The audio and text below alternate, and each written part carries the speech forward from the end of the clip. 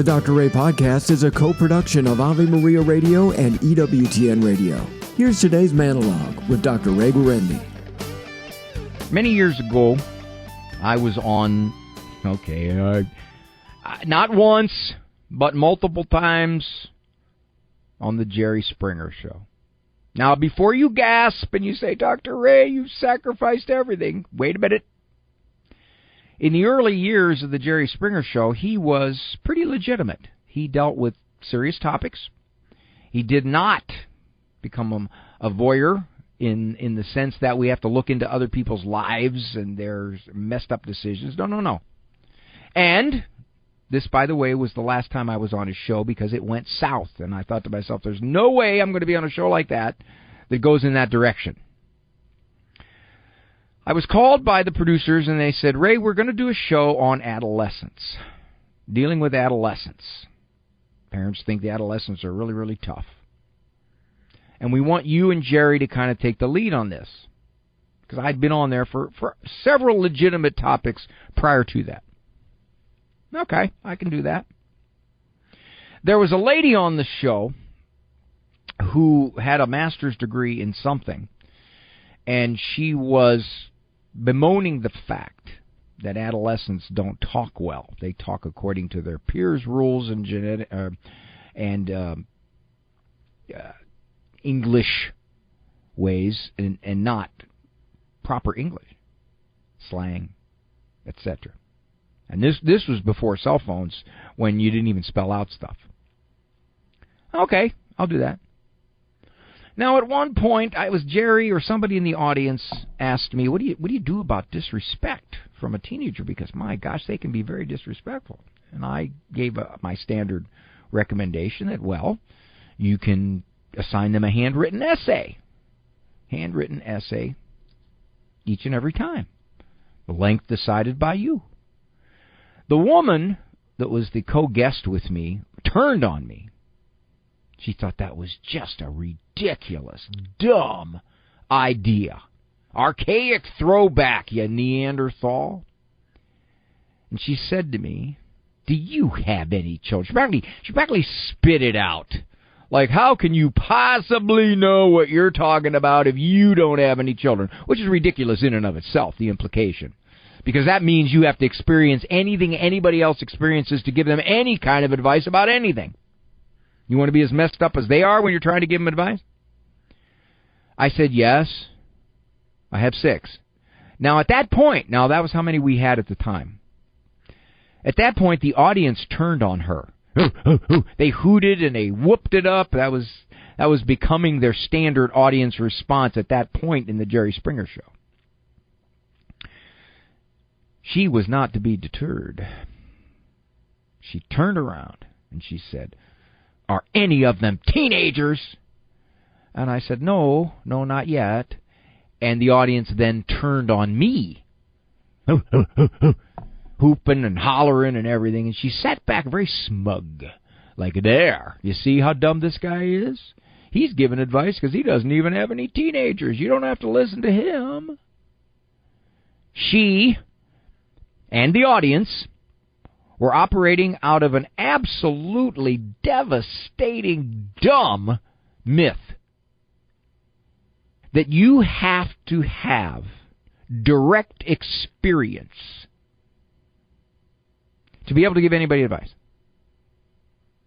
When I was still an intern in grad school, I did a year's internship at a local Veterans Administration hospital.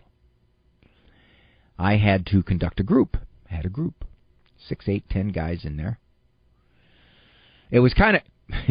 I had a couple of groups, and one of them was a smoking cessation clinic, and my fellow intern would look in the window, and he said, I really couldn't see anybody in there because of the fog from their cigarettes in your smoking cessation clinic. I said, yeah, I know. It's a little tougher to get them to stop than I thought. And this particular group was on Living Your Life a Little Better. There was a fellow in there who had just recently got out of prison. Well, I'm talking a little bit of my introduction to the whole group. And he growled, you ever been in prison? No. How old are you? Now, at that time, I was 25. I was tempted to say, I'm almost 25 and a half, you know. But I didn't. I said, no, I haven't. And he sat back, just kind of with the same body posture as that lady on Springer. And he said, then what are you going to tell me? And I said, well, because I haven't been in prison, maybe I've made some decisions that help me stay out of prison and could help you stay out of prison. He huffed. He didn't say a word after that, but you could tell I didn't move him. But he was operating out of the same thing. Now, here's a rule about people throwing that one at you. They don't want to hear what you have to say. If you say something agreeable to them, it doesn't matter then, your experience, whether you've walked a mile in their shoes or even 100 yards in there. It doesn't matter. Why? Well, because they want to hear what you had to say. They like it. But if you say something that is hard for them to hear or would take effort on their part to correct or implies they could be doing something different, one of the first invalidation techniques is, have you ever? It's very common. Think about this. A priest could never help anybody in a marriage. Could never help anybody with their children. Probably could never help a woman because they've never been a woman. Same with me. I've never been in trouble with the law. I've never taken drugs. I was never out of control adolescent. I'm not in my 20s anymore. So my size of client base would be restricted to older psychologists who've been married once with a bunch of kids and who are religious.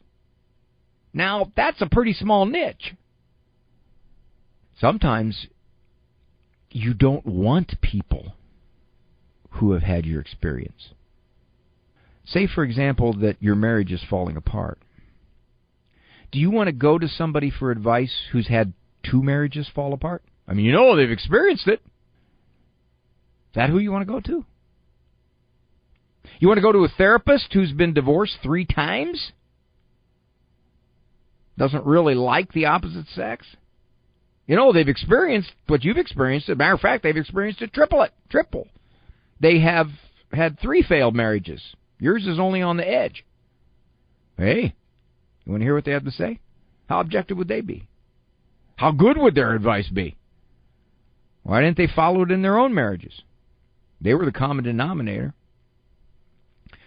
So, keep in mind, 1, don't do that to anybody. Don't say to anybody, well, have you ever? Don't. That makes no sense. Likewise, if somebody says that to you, here's what they're really saying. I don't want to hear what you have to say. That's the translation.